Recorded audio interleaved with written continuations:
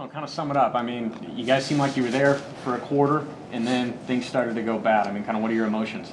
You know, we were definitely in the game in the first quarter. You know, we were trading back and back, 3 and outs.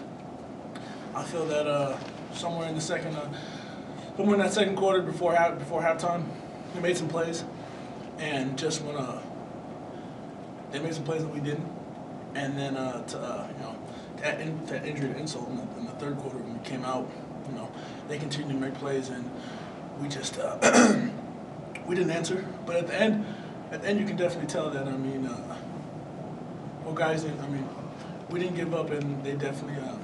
We definitely started making some plays towards the end, but kind of a little bit too late. Probably like 5 minutes left in the fourth quarter, or whenever Kilton scored that touchdown. Emotionally, I just feel like the team's gonna have to, for us to be a great team, and for us to utilize the talent that we have, we're gonna have to learn how to bounce back and how to respond at the turn of a hat or drop of a dime, if you could say, because those guys, yeah. You guys were talking with Coach about it.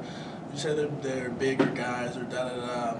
That's a great football team, but, I mean, you can turn on tape. Them dudes weren't pushing us around. I didn't get my butt pushed around. I know my defensive brothers didn't get pushed around, so the only thing we have to do is just we have to learn how to forget the play that happened. I don't care if a ball got caught on you, you miss a tackle. The next play, you're going to have to give it all you got and make a play.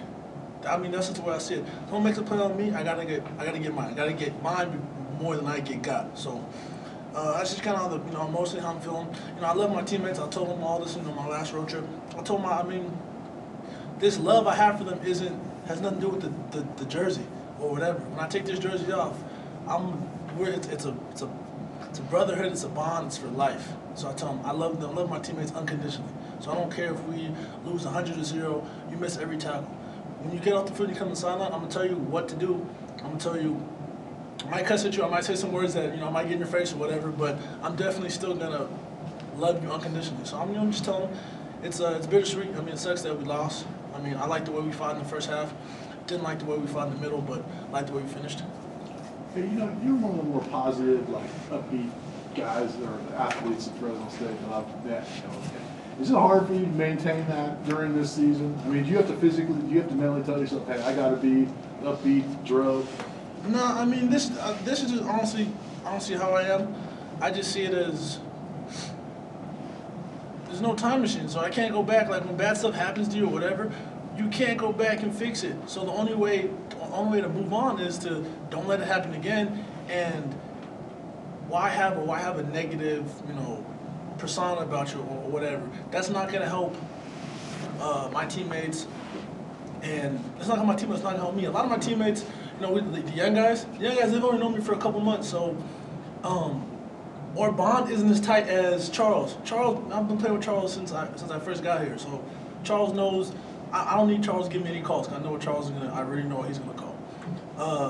The young guys, they gotta, when they mess up, just like the older guys when I was a young guy, they got on me, but it's always at the end, you end with something positive to let them know that, hey, I messed up, but this person cares about me. This person wants to see me succeed. And when people feel like that, they flourish. That's the only way I was able to make plays and stuff like that my sophomore year. All those old guys, Donovan, all those guys, they always were positive to me. Even when I messed up, they said, hey, Joe, you got to stop doing this, da-da-da. But, hey, you can do it. Or, they always end on a positive note. So that's just kind of how Fresno State raised me and how I want to raise the next generation of Fresno State football players. I know the team doesn't have a bowl game to play for, but you've got senior day coming up for you, and you've got a lot of individually to play for, as well as you obviously want to go out with a win as a team. So is it almost a silver lining for you personally that you've got something to play for, try to get that record maybe in that last game, which can also help your team win? Definitely. I mean, it's the last game now, so, that number's been in my head. I got to talk to my guys back here and see what the number's at now. That's definitely something I want to do for, like I told you guys, my teammates, for anyone I've ever played with on defense. I'm doing it for them. And, I'm doing it for my family. I'm a lot of family out there at senior night. And, my mom, my dad, they just drove 9 hours to watch me play in 30-degree weather. So no matter what I got to do next week, whatever the number's at, I'm gonna get it. I don't care if it takes me to the last second of the fourth quarter. I don't care what the score is. I'm gonna tell coach already that it's gonna be all day soccer because I gotta get it done just for my family and my teammates.